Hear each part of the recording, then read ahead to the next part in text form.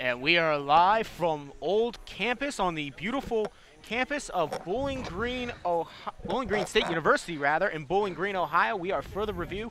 Normally our show takes place on Falcon Radio from 2 p.m. to 2 p.m. on Falcon Radio. I already said that on Tuesdays. We are just in front of University Hall, though, for this exclusive YouTube live production of our show live from Campus Fest at the BGRSO table, or Bowling Green Radio Sports Organization. As always, I am Donovan Mann, alongside my co-hosts Adam Gaw to my right and Jacob Seidel to my left. I clearly did not get the polo memo, but I did get the orange memo and the BG gear memo, guys. What you have is good enough, though. Ooh. Coming in hot, Adam. Coming in hot. Just a little bit hot. How are you doing, Adam? Let's not deafen our listenership already. How you doing, Adam? People listen to this show. I'm doing fantastic, and it's a whole new year. And am I too loud still? We're all too loud. I'm looking at our meters, and we're I think all too loud I think right we're now. concerned more about whether we can hear ourselves. But I think we can. yeah, we're just a bit too loud here. Sorry. Okay. It's not an exact process with this. Jacob doesn't know what he's doing with his own equipment, basically, true, is what's going on. It's Anyway, Adam. This is exciting. It's a whole new year, and it's. Hi, Brendan. Bye, Brendan. See you around, Brendan. It's a whole new year, and we got a whole lot of new sports going on, and still have a lot of stuff ahead of us. And I think we're on the bright side of things here at BG as far as sports go. Of course, as volleyball and soccer, two programs that did pretty well last year. Of course, women's soccer made it all the way to the MAC championship game before they unfortunately lost to Kent State at Kent State. They lost to Toledo at Kent State. Sorry, they lost to Toledo at Kent State. I knew Kent State was involved in there somewhere. Yeah. They did unfortunately lose in the MAC championship to that school up north, otherwise known as Toledo. Volleyball was the co-champion for the regular season in the MAC. They did unfortunately not make it that far in the tournament due to some youth, but they brought most of their team back. They brought in some nice young faces. Not to mention Coach Tomich getting signed to an extension. Head coach Danielle Tomich got signed to an extension. Just all in all, very bright future for this volleyball program, who only lost one senior last year and nobody transferred out. And while we're on the subject of coaches, women's basketball bringing in Robin Freilich from Ashland. She only lost it's either 2 or 3 games at the Division II level. She took them to 2. Didn't she win a national championship? She won a national championship and was a runner-up in another. Yeah. I think both games she lost were in national championship games. But Ashland, the Ashland women have been a big powerhouse in Division II for a long time, and we're really excited to see just what happens this season. We lose a few really good players in our seniors, and then we had Carly Santos. She transferred as a graduate student to Ohio State. And we also lost Kennedy Williams. Kennedy Williams transferred to guard. Kennedy Williams transferred, I believe, to Illinois Southern or Southern Illinois Division II school, closer to home for her. Best of luck to her. But they bring in a freshman who they kind of stole from Miami. Yeah, and then a little bit of MAC thing. She did transfer. She did transfer from the Red Hawks of Miami, or she just that's decommitted and then came back. Spielman, right? I believe so. Spielman, yes. They also got the transfer student. Spielman. They also got the transfer student from Memphis that had to sit out last season, but she's coming up. Very bright future for women's basketball. The pieces are there. It was just perhaps maybe time for a coaching change just to get the morale team, refocus the team, and they came through. Best of luck to former head coach Jennifer Ruse and whatever she will be doing. Whatever she will be doing now, Jacob is walking away, so it'll just be me and Adam and I for a second. But it's not just BG Sports. BG Sports is on the bright side as of right now, though. Our hockey program's coming back as well. Our hockey program has been good for the course of the time throughout the WCHA. Our hockey program does really good. Ryan Vallon, the voice of Falcon Hockey, is very excited for the hockey season as well. And he'll probably be joining us for a little bit after he gets out of class. But we are going to be here at Campus Fest until I think we're going to go till 3:30 on the broadcast. We're out here in between, basically right in the middle of Old Campus, surrounded by University Hall, Hannah Hall, the Cooleen Center, and the McFall Center. Certainly, yes. Running an extension cord from the McFall Center. I'd like to thank the graduate student department or grad school department for allowing us to run an extension cord from their office. Thank you so much. But it's not just BG Sports for you guys to look forward to. It's also Cleveland sports as well. The Browns are nothing. Donovan. Hey, Josh. Certainly, yes. The Browns. Keep going. Yeah, certainly, yes. The Browns are. There's a lot of optimism about the Browns this season. They brought in a lot of good pieces in the offseason.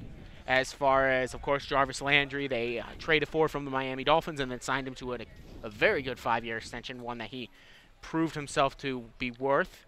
They also, of course, Myles Garrett is back and healthy for full time this season. We saw what he did in limited action. He almost had double-digit sacks in, I believe, only 11 or 9 games maybe. So a full season for him. He could be competing for Defensive Player of the Year for all we know. They made 2 really good first-round picks in both Denzel Ward, who's expected to be a starter instantly, as well as, you can't forget, Baker Mayfield, who they believe is the quarterback of the future. I personally believe he's the quarterback of the future. He's got a lot of upside to him. Does one of you have an iPhone charger? I think I do. Sorry, sir, I do not. I do. Okay. Excuse me. Anyway, with the starting, Nick Chubb with the starting offensive line is spectacular. In other with news, the second string offensive line, he can't go anywhere. In other news, with the Eagles, Nick Foles will be starting Week 1. Carson Wentz will not be there to start for the Eagles. Week Is that 1. official? Yeah, they just announced it And last we're night. back online. I apologize for that delay. We had a bit of an issue, I guess, with our internet. We're sorry it's so We're choppy. too far from a building. And We're Donovan outside. I'm getting 20 megs upload. Interesting. That should be more than enough. got triggered. I did get triggered because y'all are being dumb. Y'all are sitting Anyway, there and let's doing move the on typical to Falcon media football. They open up the season in Eugene, Oregon this Saturday. A lot of people are really excited about this Falcon team with what's supposed to be a better defense than they've had the last 3 years. Well, they changed defensive coordinators, which is always a stretch list. Last year, because I was at the Toledo game as a spectator, not a broadcaster, it was just last year they couldn't stop the run. It's going straight up the gut. I mean, it was. I sat there in the stands and said, run to the left, run to the right. I could predict the plays that Toledo was running, and the defense just, they struggled to stop it. That's been an Achilles heel for us for the past couple seasons. I would even dare to say it goes back 4 or 5 seasons because they just struggling to stop the run. And you know what? If you change up the scheme, it was time for a change of defensive coordinator, and they change up the run scheme just a little bit defensively. Okay, we're going to see if that helps. We're going to get rid of the video and go just audio because I think that's bogging down the stream. Probably.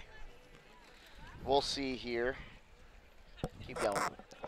I think the defense will be better. Now, I'm afraid for that Georgia Tech game the most because we all know Georgia Tech has the run. They run the ball. But I still think they could go out there and compete.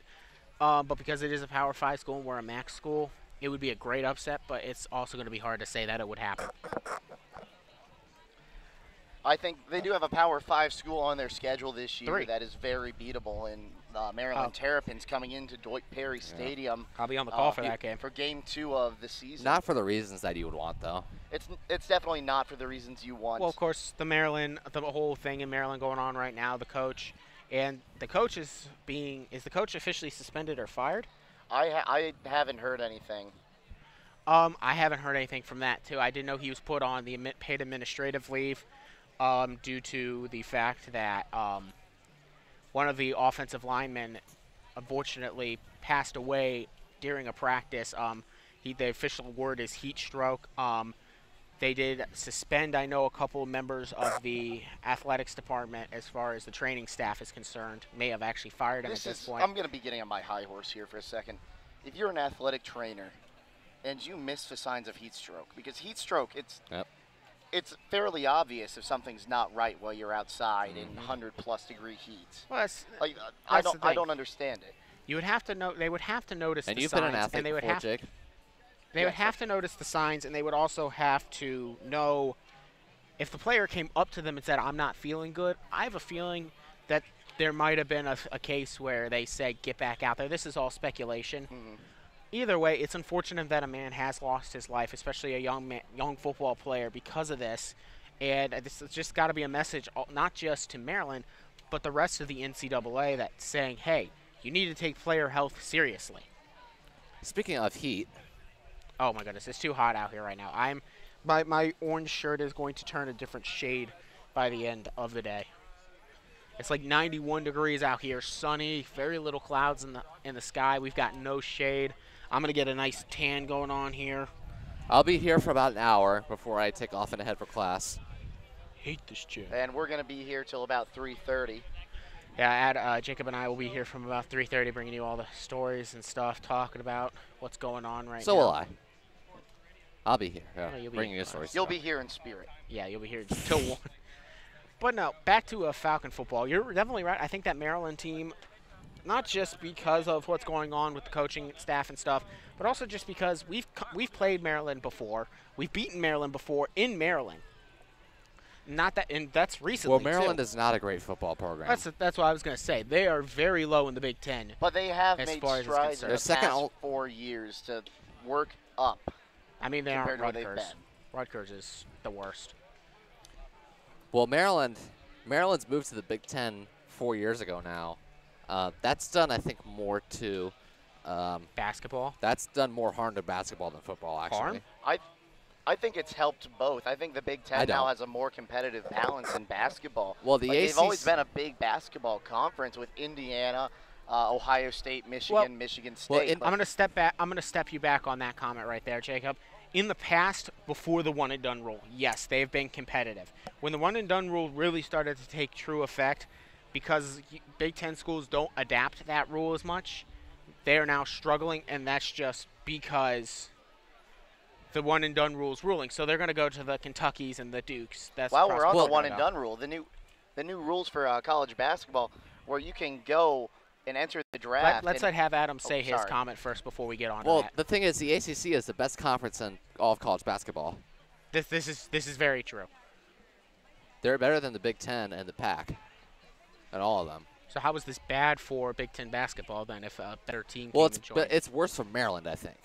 It's worse for their basketball program to go down a level. You should buy me a bottle of water. We can hear you. You are not at all quiet. You should buy me a bottle. I think. Anyway. I don't know if I would say it's definitely bad for Maryland basketball. I think it's easier for them to try to get a claim in the tournament because Michigan. Well, at the same time, they're not going to get the recruits that they used to. I don't think that's going to be much of a problem for them. I especially think since Ohio State's coming back up now that they've got the new head coach. Michigan State's there. Indiana's kind of been hot and cold. Wisconsin's fallen off. Michigan just went to the national championship game. Well, that was a fluke. That's because Virginia got Screw knocked you. out. It really was a fluke if you look at the matchup. Nothing is a fluke. Nothing is a fluke in that. Yeah. Nothing is fluke. That's nothing, just tournament magic nothing, right there. Nothing is fluke, but at the same time, I admit they had one of the easiest roads to the Final Four in college basketball history. Well, once Virginia got knocked out, I knew Villanova was just going to win. Virginia had the only defense that could actually beat Villanova's offense. And we went over with that Virginia game. That was just ridiculous. UMC got knocked which I predicted. Prediction of all predictions in the history. I claim to For reference, he's also been saying, he also said 2 years ago. No, last year he said the Minnesota wins the World Series. Hey, look, they're going to win some time. Because they did make the wild card and then they lost to Yankees, and we're not going to talk any further with that. Anyway. But yeah, I'm damn to taken seriously, folks. But college basketball, since the corruption sting that involved the FBI, they have the new rules. Like, they're basically saying you could be one and done, but if you don't get drafted, you can still come back to college. To me, that's the thing. I like that rule at all. Basically, they're trying. The NBA is basically trying to find a way that they don't have to eliminate the one-and-done rule or extend the time there. And I don't like the rule because a player who's going to go out there and be an undrafted player or a second-year player or a second-round pick player doesn't want to go to draft that year because, oh, I'm a second-round pick or I didn't go to the team I wanted to go to or I'm undrafted. That's really not going to improve that much. No, you're either from the time you enter college school as a high school senior. Basically, as a high school senior, they already know you're going to be number one pick or you're going to be second or no pick anyway. That's why the one-and-done rules to go away. Because anything, staying that extra year almost hurt you a little because they were talking about Miles Bridges, who got drafted by the Charlotte Hornets.